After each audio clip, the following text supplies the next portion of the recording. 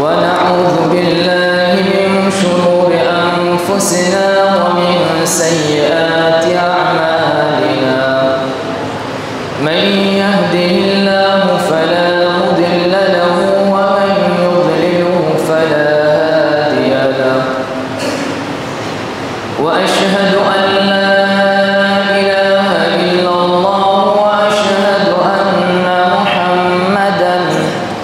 وأشهد أن محمدا عبده ورسوله أرسله بالحق بشيرا ونذيرا وداعيا إلى الله بإذنه وسراجا منيرا أما بعد فإن خير الحديث كتاب الله وخير الهدى هدى محمد صلى الله عليه وسلم وشر الأمور محدثاتها وكل محدثة بدعة وكل بدعة ضلالة وكل ضلالة في النار أما بعد قال الله تعالى في الكلام المجيد فأعوذ بالله من الشيطان الرجيم يا أيها الذين آمنوا إذا قمتم إلى الصلاة فاغسلوا وجوهكم وأيديكم إلى المرافق وامسحوا برؤوسكم وأرجلكم إلى الكعبين وإن كنتم جنبا فاطهروا وقال النبي صلى الله عليه وسلم إنما الماء من الماء الحمد لله সমস্ত প্রশংসা গুণগান কৃতজ্ঞতা একমাত্র মহান আল্লাহ তাআলার জন্য যার অশেষ অনুগ্রহে জুমআর সালাত আদায় করার জন্য মসজিদে আসার তৌফিক পেয়েছি। সকলে মহান আল্লাহ তাআলার দরবারে কৃতজ্ঞতা জ্ঞাপন করে বলি আলহামদুলিল্লাহ। অতঃপর দরুদ ও সালাম আমাদের প্রিয় নবী মানবতার মুক্তির দূত সর্বশেষ ও সর্বশ্রেষ্ঠ নবী মুহাম্মদ সাল্লাল্লাহু আলাইহি ওয়াসাল্লামের প্রতি সকলে বলি সাল্লাল্লাহু আলাইহি ওয়াসাল্লাম। অতঃপর সম্মানিত মুসল্লিবৃন্দ, মহান আল্লাহ তাআলা তার এই সৃষ্টি জগতে অসংখ্য পশু পাখি এবং সৃষ্টিকে সৃষ্টি করেছেন। এই যে লক্ষ লক্ষ সৃষ্টি যে করেছেন, এইগুলোর মধ্য থেকে আদম সন্তানকে মহান আল্লাহ তাআলা সুন্দর অবয়ব চেহারা দিয়েছেন। আদম সন্তানকে মহান আল্লাহ তাআলা সম্মানিত করেছেন। আদম সন্তানকে আল্লাহ তাআলা বিবেক দিয়েছেন, জ্ঞান দিয়েছেন। আল্লাহ তাআলা এই জ্ঞান অনুযায়ী এবং শরীয়ত অনুযায়ী যারা আমল করবে তাদের জন্য মহান আল্লাহ তাআলা তার সন্তুষ্টি এবং পরকালে জান্নাত এবং মুক্তি লিখে রেখেছেন। অপরপক্ষে আল্লাহ তাআলা এদের বিপরীতে আরো কিছু সৃষ্টি করেছেন, তাদেরকে মহান আল্লাহ তাআলা জ্ঞান দেন নাই। পশু পাখি, বাঘ, চিতাবাঘ, হস্তি, গরু, ছাগল ইত্যাদি। এই গরু, ছাগল, পশু পাখি, হস্তি কিংবা সমুদ্রের তিমি, এইগুলোর মধ্যে কোনো কোনোটা দেখতে অনেক সুন্দর, মন কাড়ার মতো তাদের বৈশিষ্ট্য, কিন্তু আল্লাহ তাআলা আদম সন্তানকে সর্বদিক থেকেই সুন্দর করেছেন। তার চেহারায় তাকে জ্ঞান দিয়েছেন। সবচেয়ে বড় কথা, এই আদম সন্তান যদি আল্লাহ তাআলার পথে চলে তাহলে তারা আল্লাহকে দেখতে পাবে, আল্লাহ তাআলার সন্তুষ্টি অর্জন করতে পারবে এবং জান্নাত পাবে। তবে এমনি না, আপনা আপনি না, বরং আল্লাহ তাআলার জান্নাত পেতে হলে, আল্লাহ তাআলার সন্তুষ্টি অর্জন করতে হলে, আল্লাহ তাআলার পথে চলে আল্লাহকে পেতে হলে আল্লাহ তাআলা যে আদেশগুলো দিয়েছেন সেইগুলো মান্য করা, সেইগুলো মেনে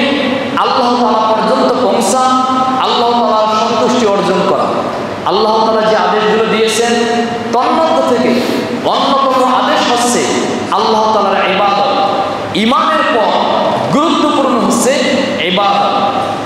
ইবাদতের মধ্যে সবচেয়ে গুরুত্বপূর্ণ ইমান এবং কুফরির মাঝে পার্থক্যকারী ইবাদত হচ্ছে as-সালাত। কিন্তু কারো সালাত কবুল হবে না যতক্ষণ না একজন মানুষ পরিপূর্ণভাবে পবিত্রতা অর্জন করে। যত পবিত্রতা রয়েছে এই পবিত্রতা সমূহের মধ্যে সর্বোত্তম সবচেয়ে বড় পবিত্রতা হচ্ছে ফরজ গোসল। এই পবিত্রতার মধ্য থেকে সবচেয়ে বড় হচ্ছে ফরজ গোসল। এই আদম সন্তান যাদেরকে লক্ষ্য করে মহান আল্লাহ তাআলা কোরআনুল কারীমে দয়া মাখা কণ্ঠে আল্লাহ তাআলা বারবার বলছেন, ইয়া ইবাদি, হে আমার বান্দা, হে আমার বান্দা। আল্লাহ তাআলার এত একটা দয়া মাখা আহ্বান। আল্লাহ তাআলা বলছেন, হে আমার বান্দারা। অসংখ্য জায়গায় আপনি যখন সূরা ফাতিহা বলেন আলহামদুলিল্লাহি রাব্বিল আলামিন, সমস্ত প্রশংসা আল্লাহ তাআলার জন্য যিনি জগৎসমূহের প্রতিপালক, তখন আল্লাহ তাআলা বলে হামিদানি আব্দি, আমার বান্দা আমার প্রশংসা করেছে। আল্লাহ তাআলা বলেন আমার বান্দা আমার প্রশংসা করেছে। এটা কার বান্দা নয়, না কোনো পীর, না ওলি, না আউলিয়া, না কোনো নেতা, না কোনো গাউস, না কোনো কুতুব, না কোনো কবর, কোনো কিছু বান্দা। আল্লাহ তাআলা বলছেন হামিদানি আব্দি, আমার বান্দা আমার প্রশংসা করেছে। আমরা যত ইবাদত করি না কেন, যদি আমাদের পবিত্রতা ঠিক না থাকে তাহলে সেই ইবাদত কবুল হবে না। পবিত্রতা অনেক প্রকার রয়েছে। উযু এমনিতেই পরিষ্কার করা, ধুয়ে ফেলা, মুছে ফেলা, কিন্তু আমি এইগুলো বিষয়ে বলছি না।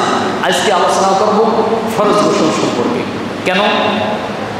মুসলিম সমাজগুলোতে নামধারী অনেক মুসলিম রয়েছে, তাদেরকে যদি জিজ্ঞাসা করা হয় তুমি ফরজ গোসলের পদ্ধতি বলো, এই শরীর ঘেমে শেষ হয়ে যাবে, বলতে আর পারবে না। ফরজ গোসল কিভাবে করে সেটা জানে না। মাস যায়, বছর যায়, বয়স শেষ হয়ে যায়, কবরেও চলে গেছে, সে জানে না কিভাবে গোসল করতে হয়, কিভাবে ফরজ গোসল করতে হয়। সম্মানিত মুসল্লিবৃন্দ, এই জন্য আমি আজকে আমার বিষয়টা নির্ধারণ করেছি মুজিবাতুল গুসল ওয়া কাইফিয়াতুহু, গোসল ফরজকারী বিষয়সমূহ এবং ফরজ গোসলের পদ্ধতি, কি কি কারণে গোসল ফরজ হয় এবং কিভাবে ফরজ গোসল করতে হয়। সম্মানিত মুসল্লিবৃন্দ, গোসল ফরজ হয় কয়েকটি কারণে। এক নম্বর, খুরুজুল মানি ইয়াকযাতান আও নাইমা, ঘুমন্ত কিংবা জাগ্রত অবস্থায় যদি কারো বীর্যপাত হয়। বীর্য, অনেকে আমাকে জিজ্ঞাসা করে হুজুর এইটা করলে কি আমার ওযু নষ্ট হয়ে যাবে, গোসল করতে হবে?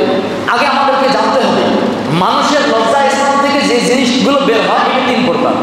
একটা হলো মুনি, বীর্য, আর একটা হইল মুজি, আর একটা হইল ওজি। এটা আরবি ভাষায়, কোনটা কি আমি পার্থক্যটা বলে দিই। বীর্য বের হলে গোসল ফরজ, গোসল করতেই হবে। আর যদি মুজি কিংবা ওজি বের হয় গোসল ফরজ না, উজু করলেই হয়ে যাবে, যৌনাঙ্গ ধুইলেই হয়ে যাবে। বীর্যটা কেমন?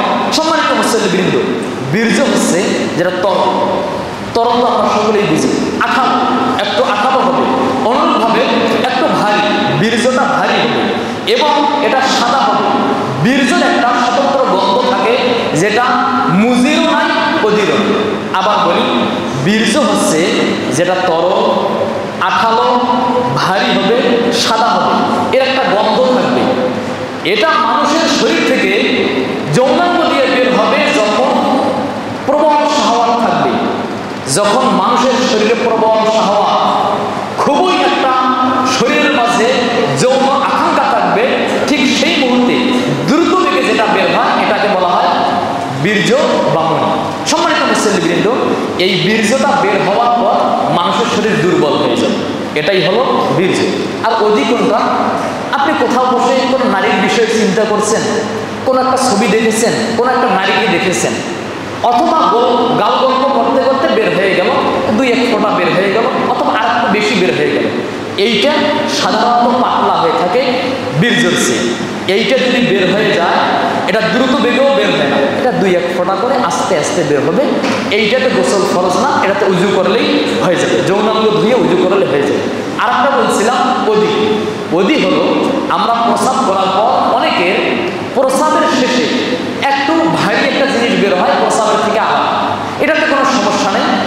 কারো এটা বের হয় তাহলে সেই ব্যক্তি তার যৌনাঙ্গ ধুয়ে উজু করলেই হয়ে গেল, আর কোনো সমস্যা নেই। সম্মানিত মুসল্লিবৃন্দ, গোসল ফরজ হয় এই বীর্যটা নির্গত হলে। আশা করি বীর্যটা বুঝতে পারছেন।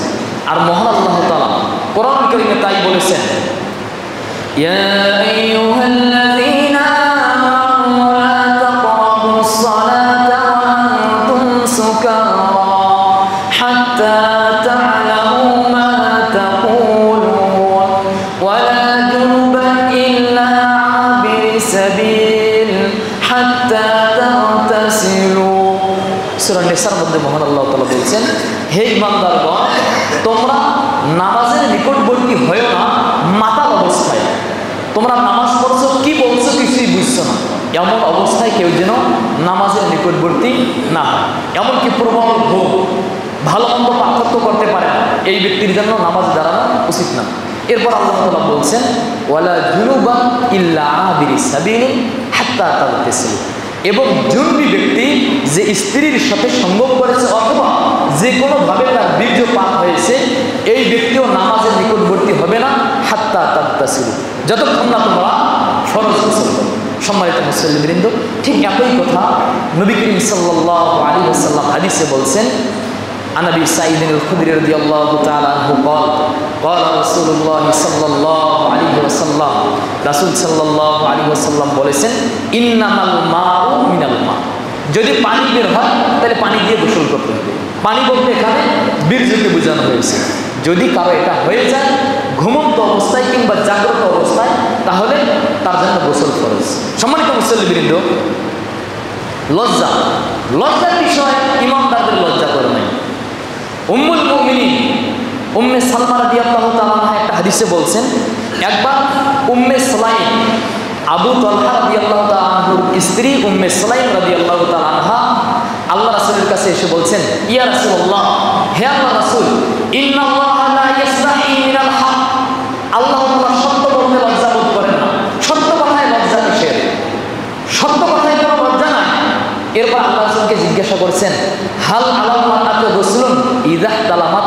যদি কোনো মহিলার স্বপ্নদোষ হয় তাহলে কি সে গোসল করবে? নবী করিম সাল্লাল্লাহু আলাইহি ওয়াসাল্লাম বললেন, নাআম ইযা রাআতিল মা। হ্যাঁ, মহিলারাও গোসল করবে যদি সে কোনো পানি দেখে তার কাপড় ভিজা থাকে, তাহলে কি করবে? গোসল করবে। সম্মানিত মুসল্লিবৃন্দ, হাদিসখানা ইমাম বুখারী 282, ইমাম মুসলিম 313 নম্বর হাদিসে উল্লেখ করেছেন।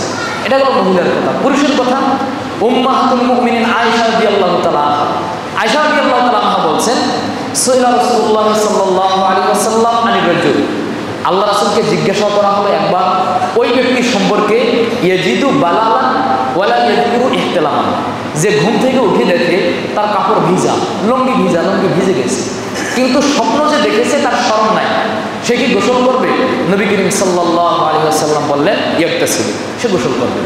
ঘুম থেকে উঠে যদি দেখে লুঙ্গি ভিজা, তার স্বপ্নের কথা কোনো কিছু মনে নাই, তাহলে কি করবে? আল্লাহ রাসূল সাল্লাল্লাহু আলাইহি ওয়াসাল্লাম বলছেন, ইয়াগতাসিল, সে গোসল করবে। ও আন রাজুলিন, আর ব্যক্তি সম্পর্কে জিজ্ঞাসা করা হলো, ইয়ারা আন্নাহু কাদ ইহতালামা ওয়ালা ইয়াজিদু বালা, যে ব্যক্তি মনে করে রাতে অনেক স্বপ্ন দেখেছে, রাতে অনেক কিছু দেখেছে, কিন্তু সকালে উঠে দেখে লুঙ্গি শুকনা, লুঙ্গিতে কোনো ভিজা নাই। নবী করিম সাল্লাল্লাহু আলাইহি ওয়াসাল্লাম বললেন, লা গুসলা আলাইহি, তারপর গোসল ফরজ না। সম্মানিত মুসল্লিবৃন্দ, এই হাদিসখানা ইমাম তিরমিজি 113, ইমাম আবু দাউদ 233 নম্বর হাদিসে উল্লেখ করেছেন। তাহলে এই হাদিসগুলো থেকে কোরআন আয়াত থেকে আমরা যেটা বুঝতে পারলাম, যদি কোনো ব্যক্তি জাগ্রত অবস্থায় কিংবা ঘুমের অবস্থায় তার যদি বীর্যপাত হয়, তাকে গোসল করতে হবে। হ্যাঁ, এক্ষেত্রে পুরুষ এবং মহিলার সমান। তবে হ্যাঁ, কোনো ব্যক্তি যদি অসুস্থ হয়, একবার ডাইরেক্ট হয়ে গেছে, ডাইরেক্ট হয়ে যাওয়ার পর ও বুঝতেই পারে না, ও বুঝতেছে যে তার বীর্য বের হয়েছে, কিন্তু তার রোগের কারণে কিংবা প্রবল ঠান্ডায় শরীর একবারে হিম হয়ে গেছে, জ্যাম লেগে গেছে শরীর, এরপর বের হয়ে গেছে, তাহলে সে অবস্থায় তার উপর গোসল ফরজ না। গোসল ফরজ হওয়ার জন্য প্রবল শাহওয়াতের সাথে বের হতে হবে এবং দ্রুত বেগে বের হতে হবে, শাহওয়াত থাকতে হবে। কিন্তু রোগের কারণে যদি বের হয়, তার উপর গোসল ফরজ না। দ্বিতীয় নম্বর, ইলতিকাউল খিতানাইন ওয়া ইন লাম ইয়ানজিলিল মা। খিতানাইন, খাতনা, আরবিতে এই শব্দটা আছে আল খাতনু ওয়াল খেতান আল খাতনাতু। খেতান বলা হয় ছোট বাচ্চাদের আমরা যখন মুসলমানি করাই, মুসলমানি করার সময় যে চামড়াটা কেটে দেওয়া হয়, চামড়াটা যতদূর কেটে দেওয়া হয় এটাকে আরবিতে বলা হয় খেতান। নবী করিম সাল্লাল্লাহু আলাইহি ওয়াসাল্লাম বলছেন, যদি দুই খাতনা মিলিত হয়, পুরুষ এবং মহিলার খাতনা যদি একত্রিত হয়ে যায়, তাহলে তাদের উপর কি গোসল ফরজ। এই বিষয়ে হাদিসে এসেছে, আন আবি হুরায়রা রাদিয়াল্লাহু তাআলা আনহু قال قال রাসূলুল্লাহ সাল্লাল্লাহু আলাইহি ওয়াসাল্লাম, রাসূল সাল্লাল্লাহু আলাইহি ওয়াসাল্লাম বলেছেন, ইযা জালাসা আহাদুকুম বাইনা শুআবিহাল আরবাঈ, যখন তোমাদের কেউ তার স্ত্রীর চার শাখার উপর বসে, জাহাদাহা, সেখানে প্রচেষ্টা করবে, তার সাথে সহবাস করবে, ফাকাদ ওয়াজাবাল গোসল, গোসল কি হয়ে যাবে? ফরজ হয়ে যাবে। ইমাম মুসলিম রাহিমাহুল্লাহ বলেন, ওয়া ইন লাম ইয়ানজিল, যদিও বীর্যপাত না হয়, সহবাস করেছে কিন্তু বীর্যপাত হয় না, তাহলেও কি গোসল ফরজ। এই বিষয়ে এই হাদিসটি ইমাম বুখারী 291, মুসলিম 348 নম্বর হাদিসে উল্লেখ করেছেন। এই বিষয়ে আল্লাহ রাসূল আরও স্পষ্ট করে বলছেন। উম্মুল মুমিনিন আয়েশা রাদিয়াল্লাহু তাআলা আনহা তিনি বলেন, এক ব্যক্তি এসে আল্লাহ রাসূলকে জিজ্ঞাসা করলেন, আল্লাহ রাসূল, এক ব্যক্তি তার স্ত্রীর সাথে সহবাস করবে, সুম্মা ইয়াতাকাসাল বা সুম্মা ইয়াকসাল, সহবাস করতে করতে ক্লান্ত হয়ে গেল, কোনো কিছু বের হয়ে গেল না, তার উপর কি গোসল ফরজ? আয়েশা রাদিয়াল্লাহু তাআলা আনহা বলেন, সেই সময় আমি আল্লাহ রাসূলের পাশে বসা ছিলাম। তখন নবী করিম সাল্লাল্লাহু আলাইহি ওয়াসাল্লাম বলছেন, ইন্নী লা আফআলু যালিকা আনা ওয়া হিয়া সুম্মা নাগতাসিল, আমি এবং সে। উম্মুল মুমিনিন আয়েশা রাদিয়াল্লাহু তাআলা আনহার দিকে তাকিয়ে আল্লাহ রাসূল বলছেন, আমি এবং সে আমরা এমন করতাম এবং আমরা গোসল করেছি। এর মানে সম্মানিত মুসলিমবৃন্দ, যদি কেউ স্ত্রী সহবাস করে কোনো কিছু বের নাও হয়, তারপর গোসল ফরজ। তৃতীয় নম্বর গোসল ফরজের কারণসমূহের মধ্যে তৃতীয় নম্বর হচ্ছে আল হাইদ ওয়ান নিফাস, মা বোনদের ঋতুস্রাব এবং সন্তান প্রসব। কারো যদি ঋতুস্রাব হয় সাথে সাথে গোসল ফরজ তা না, বরং ঋতুস্রাব শেষ, ঋতুস্রাব যখন শেষ হয়ে গেল, নির্ধারিত সময় পার হয়ে গেল, কারো সন্তান হয়েছে, নিফাস যেটাকে আরবিতে বলে, এটা যখন 40 দিন পার হয়ে যাবে, তখন তারা পবিত্র হওয়ার জন্য তাদের জন্য ওপর গোসল ফরজ।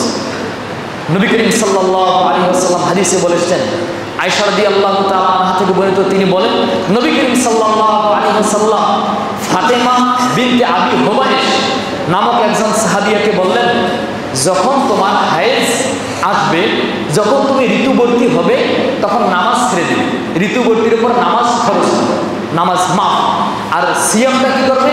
সিয়ামটা কাজা করবে।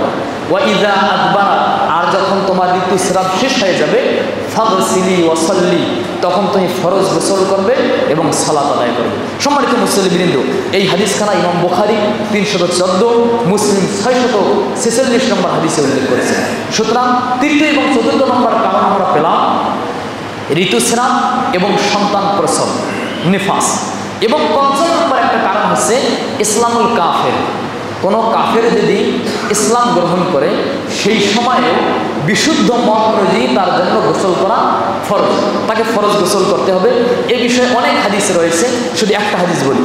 হাদিস কাইস ইবনে আসিম আন্নাহু লাম্মা আসলামা, বিখ্যাত সাহাবী কাইস ইবনে আসিম রাদিয়াল্লাহু তাআলা আনহু, তিনি যখন ইসলাম গ্রহণ করলেন, তখন নবী করিম সাল্লাল্লাহু আলাইহি ওয়াসাল্লাম আমারহু, তাকে আদেশ দিলেন, আইয়াগাতাসিলা বিমাইন ওয়া সিদরিন, পানি এবং বাউল পাতা দিয়ে, অর্থাৎ বড়ই পাতা দিয়ে নবী করিম সাল্লাল্লাহু আলাইহি ওয়াসাল্লাম তাকে গোসল করার জন্য আদেশ দিলেন। এই হাদিসখানা আবু দাউদ 355, তিরমিজি 605 নম্বর হাদিসে উল্লেখ করেছেন। সম্মানিত মুসলিমবৃন্দ, গোসল ফরজ হয় এই 5টি কারণে। আবার বলি, 1 নম্বর বলছি, জাগ্রত অথবা ঘুমন্ত অবস্থায় যদি কারো বীর্যপাত হয়, তবে রোগী পাবে। 2 নম্বর, যদি কেউ স্ত্রীর সঙ্গে সহবাস করে। 3 এবং 4 নম্বর হায়েজ এবং নেফাস। 5 নম্বর বললাম, যদি কোনো কাফের ইসলাম গ্রহণ করে, অথবা কোনো মুসলিম ব্যক্তি মোরতাদ হয়ে গেছে, নামাজ ছেড়ে দিছে, ধর্ম থেকে মুখ ফিরিয়ে নিয়েছে, ধর্মের কোনো খোঁজ নেই, এই ব্যক্তি যদি আবার ইসলামে আসতে চায়, তাকেও আবার কি ফরজ গোসল করে ইসলামে প্রবেশ করতে হবে। আর একটা বিষয় রয়েছে গোসল ফরজের, ওইটা মতানৈক্যপূর্ণ বিষয়, সেটা হচ্ছে জুমার দিন। জুমার দিন গোসল করা, কেউ কেউ বলেছেন ওয়াজিব। তবে এই বিষয়টা আমাদের আহলুল হাদিসদের অধিকাংশ আলেমদের মাসালা, জুমার দিন গোসল করা এটা মুস্তাহাব, ফরজ। সম্মানিত মুসল্লিবৃন্দ, আমরা গোসল কিভাবে করব? এতক্ষণ তো আলোচনা করলাম ফরজ কী কী কারণে হয়। তবে এর মাঝে আরেকটা আলোচনা ঢুকিয়ে দেই, গোসল ফরজ অবস্থায় কি কি কাজ করা হারাম। সম্মানিত মুসল্লিবৃন্দ, গোসল ফরজ অবস্থায় 1 নম্বর সালাত করা হারাম। সালাত করতেই পারবে না, যদি পরে সে পাপ কাজ করবে। সালাত ফরজ হোক কিংবা নফল হোক, সব ধরনের সালাত আদায় করা হারাম। 2 নম্বর আত-তাওয়াফ, বাইতুল্লাহ তাওয়াফ করা। কোনো ব্যক্তি যার উপর গোসল ফরজ হয়ে গেছে কিংবা জন্মী ব্যক্তি, তার জন্য বাইতুল্লাহ তাওয়াফ করা নিষেধ। 3 নম্বর সে কোরআন স্পর্শ করতে পারবে না, কোরআন স্পর্শ করা তার জন্য নিষেধ। 4 নম্বর মসজিদে অবস্থান করতে পারবে না, বিশেষ প্রয়োজনে মসজিদে এসে এক সাইড থেকে আরেক সাইডে বের হয়ে যেতে পারে, অতিক্রম করতে পারে, মসজিদে অবস্থান করতে পারবে না। 5 নম্বর নিষেধ না, সে কোরআন তেলাওয়াত করতে পারবে। আবার বলি, যাদের উপর গোসল ফরজ হয়েছে তাদের উপর এই কাজগুলো হারাম। নামাজ আদায় করা ফরজ কিংবা নফল, বাইতুল্লাহ তাওয়াফ করা। 3 নম্বর বলছিলাম মাসহাব স্পর্শ করা, মানে কোরআন নেওয়া, কোরআন নিয়ে কোরআনের পৃষ্ঠা কি উল্টাউল্টি করা। এবং 4 নম্বর বলেছিলাম মসজিদে অবস্থান করা। 5 নম্বর একটা বলছিলাম হারাম না, কোরআন তেলাওয়াত করতে পারবে, মুখে মুখে তেলাওয়াত করতে পারবে, মুখস্থ সে দোয়া করতে পারবে। গোসলের ফরজ,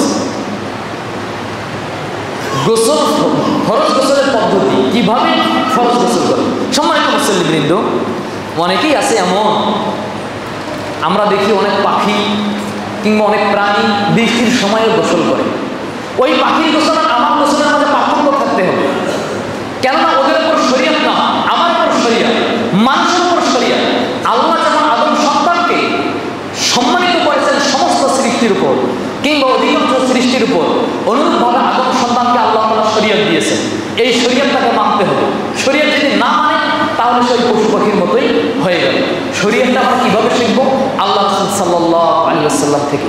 আল্লাহ রাসূল কি সরাসরি আমাদেরকে বলবেন? না, আল্লাহ রাসূলকে যারা করতে দেখেছেন তার স্ত্রী কিংবা তার সাহাবী তারা যাদের বলবেন। ফরজ গোসলের পদ্ধতি সম্পর্কে মৌলিক 2টা হাদিস আছে।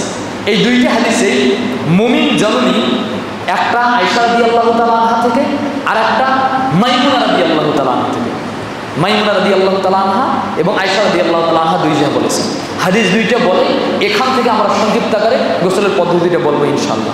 1 নম্বর আয়েশা রাদিয়াল্লাহু তাআলা আনহা বলেন, নবী করিম সাল্লাল্লাহু আলাইহি ওয়াসাল্লাম যখন ফরজ গোসলের ইচ্ছা করতেন, সর্বপ্রথম তার 2 হাত ধুইতেন। সর্বপ্রথম তার 2 হাত ধুইতেন। 2 হাত ধোয়ার পর এরপর তিনি উজু করতেন। নামাজের জন্য যেভাবে উজু করে সেভাবে উজু করতেন। উজু করার পর তিনি 3 চুল্লু পানি নিয়ে তার মাথাটা সুন্দর করে খেলাল করে, একবারে যেন মাথার চুলের গোড়া পর্যন্ত পানি পৌঁছে যায়, চামড়ায় যেন পানি পৌঁছে যায়, এভাবে সুন্দর করে খেলাল করতেন 3 চুল্লু পানি দিয়ে। এরপর তিনি তার পুরো শরীরে পানি ঢালতেন, ডাইন দিক থেকে শুরু করতেন, অতঃপর বাম দিকে। এই আল্লাহ রাসূল সাল্লাল্লাহু আলাইহি ওয়াসাল্লামের গোসল শেষ। আয়েশা রাদিয়াল্লাহু তাআলা আনহার বর্ণনা। কিন্তু মাইমুনা রাদিয়াল্লাহু তাআলা আনহা তিনি বলেন, একদিন আমি, আয়েশা রাদিয়াল্লাহু তাআলা আনহার হাদিস বুখারী 266, মুসলিমের 317। মাইমুনা রাদিয়াল্লাহু তাআলা আনহা তিনি বলেন, একদিন আমি আল্লাহ রাসূলের জন্য ফরজ গোসল এর পানি রেডি করলাম। আল্লাহ রাসূল এসে তার 2 হাত 3 বার ধৌত করলেন। 2 হাত 3 বার ধৌত করার পর তার ডাইন হাত দিয়ে বাম হাতে পানি ঢাললেন। এই বাম হাত দিয়ে তার লজ্জা স্থান ধুইলেন। লজ্জা স্থান ধোয়ার পর বাম হাতে তো ময়লা লেগেছে, লজ্জা স্থান এবং আশেপাশে যেখানে ময়লা লেগেছে সেই জায়গাগুলো ধুইলেন। ধোয়ার পর আল্লাহ রাসূল সাল্লাল্লাহু আলাইহি ওয়াসাল্লাম, তখন তার সাবান ছিল না, পরিষ্কার করার মতো অত দামি কিছু ছিল না। আল্লাহ রাসূল তার হাতটা মাটিতে পরিষ্কার করলেন। মাটিতে পরিষ্কার করার পর কুলি করলেন, নাকে পানি দিলেন, মানে একটা উজু করলেন। এরপর নবী করিম সাল্লাল্লাহু আলাইহি ওয়াসাল্লাম তার মাথাকে 3 বার ধৌত করলেন। একবারে মাথার চুলগুলো সুন্দর করে খেলাল করলেন। ধৌত করার পর তার পুরো শরীরে পানি ঢেলে দিলেন। যেখানে পানি ঢেলে দিলেন ওখান থেকে সরে তার 2টা পা ধৌত করলেন। সম্মানিত মুসল্লিবৃন্দ, অস্পষ্ট হলেও চলুন আমরা ফরজ গোসল কীভাবে করব এটা আমরা একটু সহজ করে বলার চেষ্টা করি। যে ফরজ গোসল করতে চাইবে তাকে সর্বপ্রথম নিয়ত করা লাগবে। নিয়ত ছাড়া হবে না। নিয়ত ছাড়া গোসল হবে না। সর্বপ্রথম নিয়ত করা লাগবে। এরপর 2 হাত ভালো করে ধুইবে।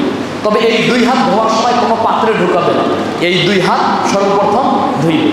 2 হাত ধোয়ার পর বাম হাত দিয়ে তার যৌনাঙ্গ এবং যেখানে ময়লা লেগেছে 3বার কাজ, তার যৌনাঙ্গ এবং যেখানে ময়লা লেগেছে সেখানে পানি দিয়ে কি করবে? ধৌত করবে। এরপর ধৌত করার পর তার হাতে যে ময়লা লেগেছে এই বাম হাতটা মাটিতে কিংবা এখন যাদের সাবান অন্য কিছু রয়েছে সেটা দিয়ে কি করবে? হাতটা ধৌত করবে। হাতটা ধৌত করার পর সুন্দরভাবে নামাজের মতো একটা উজু করবে। নামাজের মতো উজু করে তার মাথায় 3 চুল্লু পানি দিবে।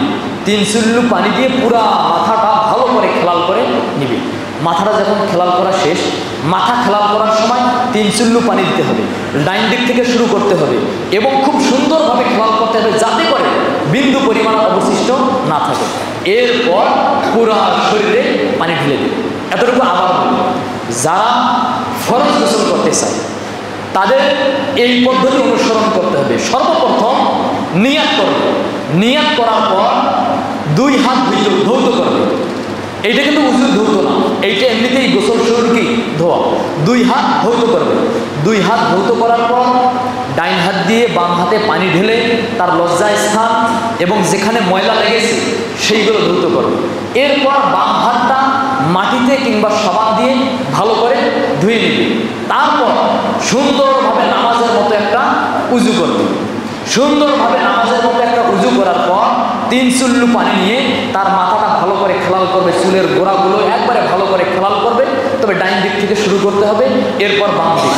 যখন মাথা খেলাল করা শেষ হলো তার পুরো শরীরের উপর পানি কি করবে? প্রবাহিত করবে। পুরো শরীর কয়বার ধুইবে? একবার ধুইলে যথেষ্ট। 3বার ধোয়া মুস্তাহাব। যে যতবার পারবে সে ধুইবে, কিন্তু ইচ্ছে মতো পানি অপচয় করা বৈধ না। সম্মানিত মুসল্লিবৃন্দ, এটা গেল ফরজ গোসলের পদ্ধতি। পুরুষ এবং মহিলার গোসলের পদ্ধতি কি একই? আমাদের মাঝে অনেকেই রয়েছে যারা গোসলের শেষে 2 পা ধোয়। এটা হাদিসে এসেছে। মাইমুনা রাদিয়াল্লাহু তাআলা আনহার হাদিসে এমনটাই এসেছে, আল্লাহ রাসূল গোসল করার পর তার জায়গা থেকে সরে 2টা পা ধুইলেন। সম্মানিত মুসল্লিবৃন্দ, আমি কিন্তু বলেছি আগেই পরিপূর্ণভাবে উজু করা, আর এক বর্ণায় রয়েছে শেষে উজু করা। এই শেষে 2 পা ধোয়া।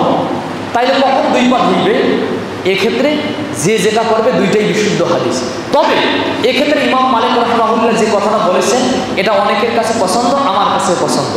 যদি এমন জায়গায় দাঁড়িয়ে গোসল করেন যে জায়গায় কাদা কাদা কিংবা ময়লা ছিটে পানি আসার সম্ভাবনা রয়েছে, সে জায়গায় উজু করার সময় 2টা পা বাদ রাখবে। উজু করার সময় 2টা পা বাদ রাখবে। যখন গোসল শেষ ওই জায়গা থেকে ভালো একটা জায়গায় গিয়ে 2টা পা সুন্দর করে ধুইবে। আর যদি কেউ পরিপূর্ণ উজু করে নেয় আগেই, তার জন্য যথেষ্ট। সম্মানিত মুসল্লিবৃন্দ, এটা পুরুষদের গোসলের পদ্ধতি। মহিলারাও কিভাবে গোসল করবে? হ্যাঁ, তবে মহিলাদের ক্ষেত্রে একটা কথা, মহিলাদের চুলের বেলি খোলাটা জরুরি না। গোসল ফরজ হলে হায়েজ এবং নেফাস বেলি বাদে যদি অন্য কোনোভাবে গোসল ফরজ হয় তাদের জন্য চুলের বেলি খোলা ফরজ নয়। বরং চুলের বেলি তাদের বাধা থাকতেই পারে, সমস্যা নেই, কিন্তু চুলের গোড়ায় অবশ্যই পানি পৌঁছাতে হবে। চুলের গোড়ায় যদি কেউ পানি না পৌঁছায়, একটা হাদিস রয়েছে, যদি বা সনদে একটু দুর্বলতা, সে এজন্য শাস্তির সম্মুখীন হবে। এই জন্য চুলের গোড়ায় অবশ্যই পানি পৌঁছাতে হবে। সম্মানিত মুসল্লিবৃন্দ, আর একটা কথা বললাম, যারা ঋতুবর্তী মহিলা কিংবা নিফাস শেষ সন্তান প্রসব করেছে তাদের ক্ষেত্রে একটু ভিন্নতা রয়েছে। ভিন্নতা কীরকম? তারা গোসল করার সময় অবশ্যই পানির সাথে বড়ই পাতা, আল্লাহ রাসূলের যুগে ছিল, যদি বড়ই পাতা না দেয়, এখন আধুনিক যুগ, পানি এবং সেই সাথে অবশ্যই সাবান ব্যবহার করতে হবে। কেন নবী করিম সাল্লাল্লাহু আলাইহি ওয়াসাল্লাম এমনটা সুস্পষ্ট কথায় নির্দেশ দিয়েছেন। অনুরূপভাবে আমি যেমন বললাম, সহবাসের পর, সপ্তাদোষের পর মহিলারা যদি গোসল করে চুলের বেলি না খুললেও হবে, কিন্তু ঋতুবর্তী মহিলা সন্তান প্রসব করার পর যে মহিলা গোসল করবে তাদের জন্য অবশ্যই তাদের মাথার বেনিটা খুলতেই হবে এবং খুলতেই হবে। 3 নম্বর, তাদের জন্য আর একটা বিষয় হচ্ছে, তারা গোসল করার পর কোনো একটা কাপড় নিবে, এই কাপড়ের সুগন্ধি লাগিয়ে তারা সেটা ব্যবহার করবে। সম্মানিত মুসল্লিবৃন্দ, এটা হচ্ছে মা বোনদের অতিরিক্ত কাজ যাদের ঋতুবর্তী এবং সন্তান প্রসব করেছে তাদের ক্ষেত্রে। তিনটে কি বললাম, তাদের ক্ষেত্রে অতিরিক্ত কাজ হচ্ছে অবশ্যই সাবান ব্যবহার করতে হবে। দ্বিতীয় নম্বর, অবশ্যই চুলের বেনি খুলে দিতে হবে। এবং তৃতীয় নম্বর, কোনো কাপড় কিংবা তুলা এতে সুগন্ধ ব্যবহার করতে হবে। সম্মানিত মুসল্লিবৃন্দ, এ হচ্ছে গোসলের পদ্ধতি। আশা করি বুঝতে পেরেছেন। যদি কেউ বুঝতে না পারেন আবার আমাকে বলবেন, পরে যেন আরেকজন আলোচনা করব। গোসলের সাথে সম্পর্কিত কতিপয় মাসালা। এভাবে আমরা ফরজ গোসল করলাম, নিয়ত পরিপূর্ণ। ফরজ গোসল করে যদি আপনি সরাসরি মসজিদে চলে এসে নামাজ পড়েন, আপনার নামাজ হবে, উজুটা আপনার জন্য আবশ্যক না। তবে যদি কেউ উজু করে, সে উজুর সওয়াব পাবে এবং ভালো কাজ করলো। কোনো ব্যক্তি বা কোনো মহিলা একসাথে যদি গোসল ফরজের দুইটা কারণ পাওয়া যায়, তাহলে তাকে কি দুইবার গোসল করতে হবে? যেমন একজন মহিলা, সে কোনো কারণে তারপর গোসল ফরজ হয়ে গেছে, গোসল ফরজ হওয়ার পর সাথে সাথে তার ঋতুস্রাব চালু হয়ে গেল, তাহলে কি তাকে দুইবার গোসল করতে হবে? না। তার যখন ঋতুস্রাব শেষ হয়ে যাবে, যখন হায়েজ শেষ হয়ে যাবে, একটা গোসল দিয়ে দুইটা থেকেই পাক হয়ে যাবে। অনুরূপভাবে পুরুষ মহিলা একসঙ্গে গোসল করতে পারে। পুরুষ মহিলা বলতে অবৈধ পুরুষ মহিলা না। আপনারা সুইমিং পুলে গিয়ে গোসল করবেন তা বৈধ, অর্থাৎ স্ত্রী স্বামী স্ত্রী একসঙ্গে গোসল করতে পারে। অনুরূপভাবে স্ত্রীর অবশিষ্ট পানি দিয়ে গোসল করেছে, এখনও বালতিতে অনেক পানি রয়েছে, এই পানি দিয়ে স্বামী গোসল করতে পারে। কোনো ব্যক্তি গোসল করার পর যদি তার যৌনাঙ্গ থেকে কোনো কিছু বের হয়ে যায়, সে মনে করলো কি আবার বীর্যপাত হইল কিনা, আবার গোসল করতে হবে, এত কষ্ট করে গোসল করলাম, এত কষ্ট করে ইমাম সাহেবের কাছ থেকে শিখেছি, না, তাকে আর গোসল করতে হবে না। তার যদি কোনো কিছু বের হয়ে যায়, সে সেটা ধুয়ে উজু করলেই যথেষ্ট হয়ে যাবে। সম্মানিত মুসল্লিবৃন্দ, অনুরূপভাবে জন্মী ব্যক্তির আর দুইটা মাসালা বলি, সংক্ষিপ্ত আকারে বলি, শেষ করছি। কারো ওপর গোসল খরচ হলে সাথে সাথেই কি গোসল করতে হবে? না, সাথে সাথে গোসল করা আবশ্যক না। তবে কেউ যদি সাথে সাথে গোসল করে, এটা মনে তৃপ্তি আসে, ঘুমেও আরাম পাবেন, খেয়েও আরাম পাবেন। তবে নবী করিম সাল্লাল্লাহু আলাইহি ওয়াসাল্লাম বলেছেন এটা কি উত্তম, সাথে সাথে গোসল করা আবশ্যক না। একটা উদাহরণ দিই, রমজান মাসে সাহরি খেয়ে ফজর নামাজ পড়ে ঘুমাইয়ে গেলেন, আপনার স্বপ্নদোষ হলো, ঘুম থেকে উঠলেন 8টায়, ভাবতেছেন একবারে গোসল করে জোহরের নামাজ পড়ো, তাতেও সমস্যা নেই। তবে উত্তম হলো আপনি কি করবেন? গোসল করবেন। যদি সেটা নাও পারেন, উজু করে দিবেন। অনুরূপভাবে যে ব্যক্তি জন্মী কিংবা নাপাকি হয়ে গেল, সে কি ওই অবস্থায় ঘুমাতে পারবে? স্ত্রীর সহবাস করে ঘুমাতে পারবে, তাতে কোনো সমস্যা নেই। তবে ঘুমানোর পূর্বে নবী করিম সাল্লাল্লাহু আলাইহি ওয়াসাল্লাম উজু করার নির্দেশ দিয়েছেন, উজু করাটা ভালো। সম্মানিত মুসল্লিবৃন্দ, পূর্বেই যেটা বলেছে আরেকটি মাসালা, জন্মী ব্যক্তি সে কোরআন তেলাওয়াত করতে পারবে, তবে কোরআন স্পর্শ করতে পারবে না। সম্মানিত মুসল্লিবৃন্দ, এইগুলো বিষয় খুবই গুরুত্বপূর্ণ বিষয়। ফরজ গোসল সারা কারণ নামাজ হবে না, সে যদি সারাটা জীবন ধরে নামাজ পড়ে যায়, সারাটা জীবন ধরে কোরআন তেলাওয়াত করে, সে এই নামাজের কারণে পাপী হলো, অবাধ্য হলো।